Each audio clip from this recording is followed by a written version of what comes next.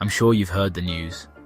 In the early hours of March 18th, 1990, two men disguised as police officers walked into Boston's Isabella Stewart Gardner Museum and pulled off the largest art heist in history, stealing 13 masterpieces worth over $500 million. 35 years later, the frames hang empty on the museum walls, a haunting reminder of Rembrandt's The Storm on the Sea of Galilee and other irreplaceable works that vanished without a trace.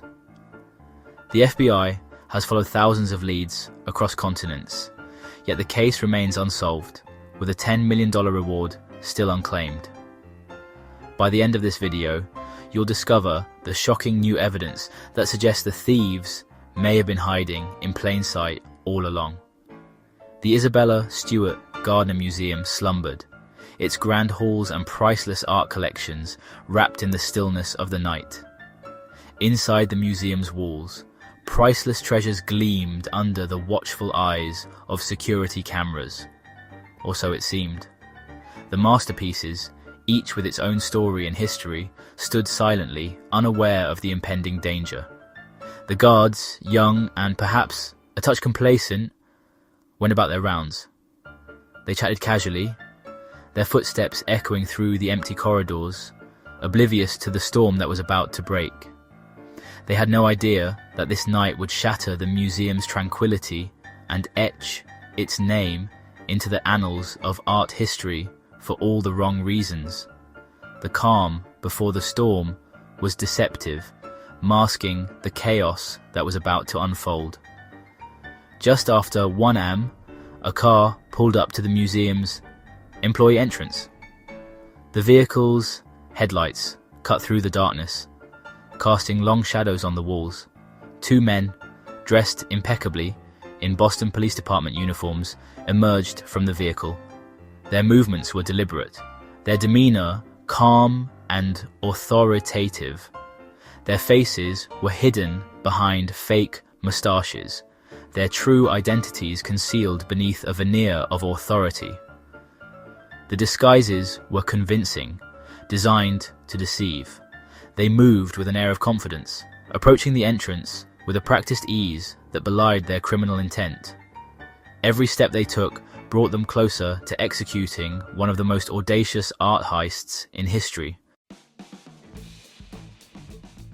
One of the guards, lulled into a false sense of security by the sight of police uniforms, buzzed the men in. It was a decision he would come to regret for the rest of his life. The other guard, stationed at a desk in the museum's Dutch room, looked up, startled. Before he could react, one of the men barked, "Gentlemen, this is a robbery." Their plan, carefully crafted and rehearsed, was now in motion. The thieves quickly overpowered the guards, binding and gagging them with duct tape. They moved through the museum with an almost casual familiarity, heading straight for their targets. It was a brazen act, a calculated assault on a place that held some of the world's most treasured masterpieces. The thieves knew exactly what they were after. They bypassed countless other valuable artworks, their eyes set on specific pieces. They made their way to the Dutch room, home to some of the museum's most prized possessions.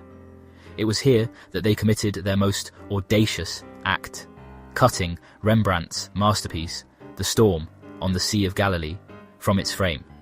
Along with Rembrandt's only seascape, they took Vermeer's The Concert, Manet's Chez Tortoni, 5 Degas sketches, and several other works. The haul, 13 pieces in total, was staggering, both in terms of its cultural significance and its value, estimated to be around $500 million.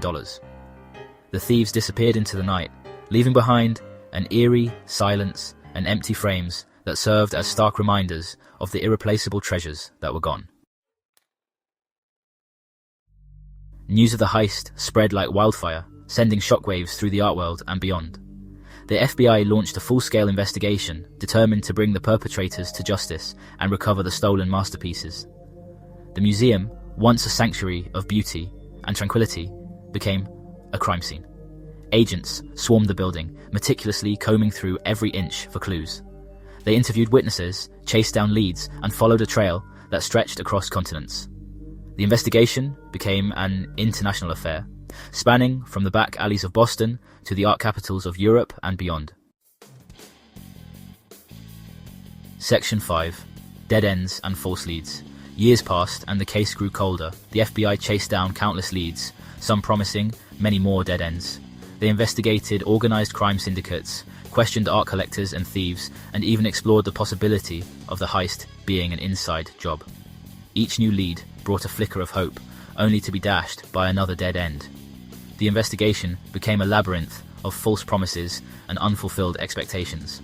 The stolen masterpieces, meanwhile, remained frustratingly elusive. The art world held its breath, hoping against hope that the missing treasures would one day resurface. Section 6. The promise of a king's ransom. In a bid to break the case wide open, the museum and the FBI announced a $10 million reward for information leading to the recovery of the stolen artwork, the largest private reward ever offered. The announcement sent ripples through the underworld, attracting a motley crew of informants, opportunists, and self-proclaimed art detectives, each claiming to hold the key to the mystery. The reward money breathed new life into the investigation, but it also brought with it a wave of false leads and misinformation.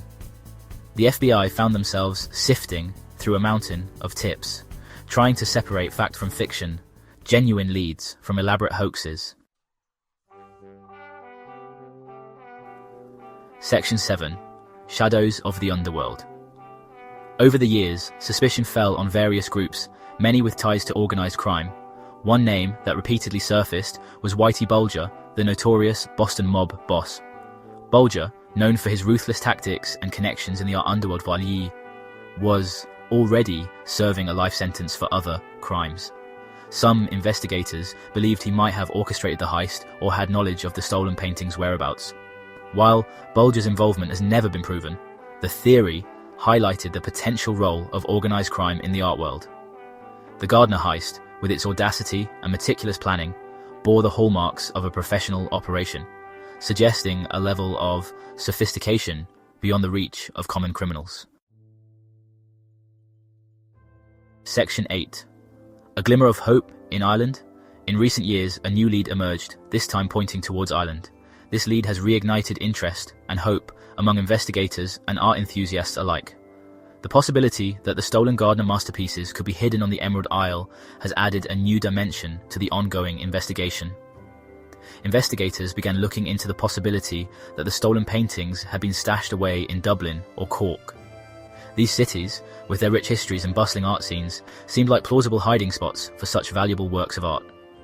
The search extended to various locations, including private collections and underground storage facilities. The Irish Republican Army, known for its involvement in art heists to fund its activities, came under scrutiny. The IRA's history of using stolen art as a means to finance their operations made them a prime suspect in this case. Investigators delved into old records and testimonies, hoping to find a connection. Could the Gardner masterpieces have been used as collateral in arms deals or hidden away as a bargaining chip for future negotiations? This theory, while speculative, provided a new angle for the investigation. The idea that these priceless works could be used in such high-stakes dealings added a layer of intrigue and complexity. While the Irish connection remains largely speculative, it underscores the global reach of the art underworld and the complex web of criminal networks that may be involved in the Gardner heist. The investigation has revealed just how interconnected these networks are, spanning continents and involving numerous players. The investigation continues, fueled by new leads, technological advancements, and the unwavering hope that the stolen masterpieces will one day be returned to their rightful place. With each new piece of information, the puzzle becomes a little clearer, and the possibility of recovery grows stronger. The dedication of those involved in the search is a testament to the enduring allure and value of these lost treasures. Section 9. The empty frames remain. The Isabella Stewart Gardner Museum heist remains one of the art world's most baffling unsolved mysteries.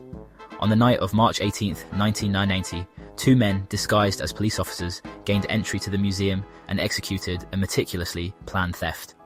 They made off with 13 pieces of art, including works by Vermeer, Rembrandt and Degas, valued at over $500 million. The empty frames, still hanging in the museum, serve as a poignant reminder of the brazen theft and the irreplaceable cultural treasures that were lost. These frames are not just empty spaces, they are silent witnesses to a crime that has left an indelible mark on the art community. The Heist continues to fascinate and frustrate in equal measure, a testament to the enduring allure of art and the lengths to which some will go to possess it.